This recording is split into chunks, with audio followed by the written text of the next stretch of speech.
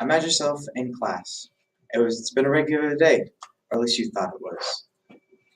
There's a loud, ear-piercing scream, and then a couple shots. The ambience is silent and soul-sucking.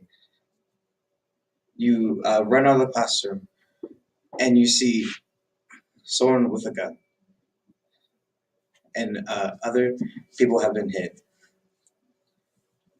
You go back into the classroom, and then they start shooting through the walls, and you look over to your classmates, seeing if they're all right, and you see your best friend lay on the ground, his arm shot, blood spurting out of his arm. You freak out, and you don't know what to do. But then a light bulb comes in your mind. You take out the emergency tourniquet you got from a class you did part of your training, and you start putting it on. He isn't induced in shock yet, so he ends up surviving the whole attack, and you're relieved. That was really intense, but for tourniquets, this is the best way to save someone's life. Now you might be asking yourself, what is a tourniquet? Well, a tourniquet, oh, well, first we'll be reviewing the parts of the tourniquet. What it is, I'll be demonstrating what to do, how to put it on, and then why it's important to human society. First off, it's a device, a compressing device, and as well as constricting to control and obstruct venous and arterial flow of an extremity that has been fatally wounded, or in some cases just downright control it. First, the history. The tourniquet was actually made during, it was a very rough draft sort of kind of thing. It was during the Alexander the Great era, where his military campaigning was going on. His soldiers would put on tourniquets while they were bleeding to help stabilize their militia. And then later, a French surgeon, Jean Petit, was the first actually person to use it during surgery to control arterial flow of the human body to make the process a lot cleaner. There's three types of tourniquets. One is the surgical one. This is used in surgery, how Jean Petit actually wanted to be used.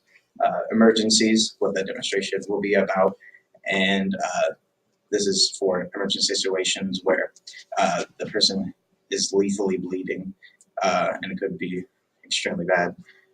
Then there's rehabilitation, which is used to control arterial flow in order to make it a safe and controlled pressure for muscle rehabilitation. Now, before we do the demonstration, there's a couple parts of the tourniquet that you need to know. This is a windlass. You twist this around to give it the constricting and compression that the person needs. This is the adhesive band. This is to put around the subject's extremity and to secure it. This is the windlass clip. It's to put the windlass in, so to secure it, obviously. This is the windlass strap. This is used to secure it even more, as well as put the time for the paramedics and first responders to know when it was done.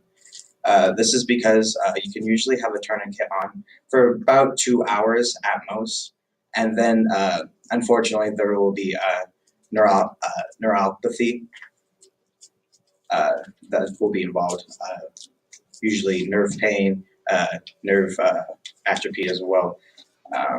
And that could be serious. Now,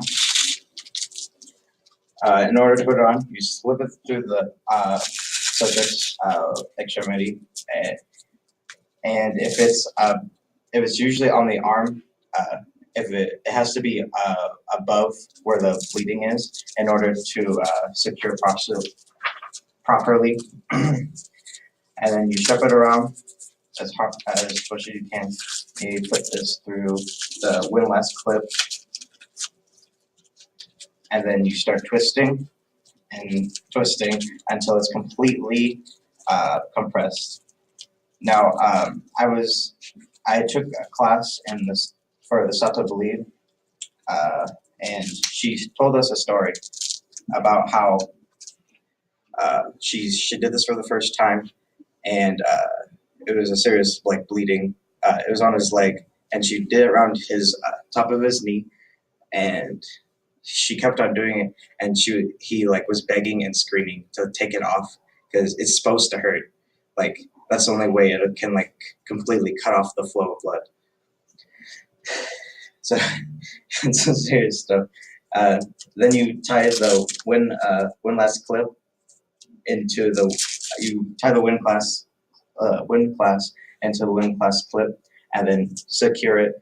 Usually write the time, and that's how you do it. Next, why this is beneficial to society.